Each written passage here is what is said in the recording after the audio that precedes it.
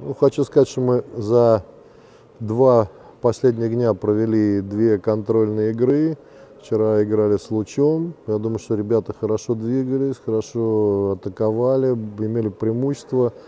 К сожалению, пока хромала реализация моментов, но нравилось, как команда организованно играла, двигались, создали большое количество моментов, к сожалению, не забили. Да, пропустили, практически был единственный удар по нашим воротам, но так бывает в футболе. Я думаю, что это полезная для нас игра, и даже такие поражения, они полезны.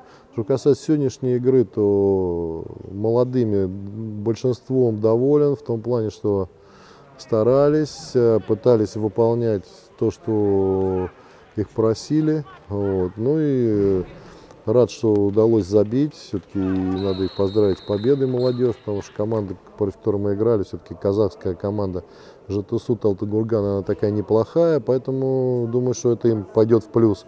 Так, у нас осталось 2 хорошие игры с 2 командами премьер-лиги, с Ростовом и с Волгой, Нижний Новгород. Думаю, что в эти игры уже ребята проведут на таком более, не такие уже не на утомление, а уже будем к играм непосредственно готовиться. Так что, ну а так в целом все идет нормально, радует, что никто не травмирован, все работают, все стараются, и я думаю, что, еще раз говорю, мы к сезону подойдем в хорошей готовности.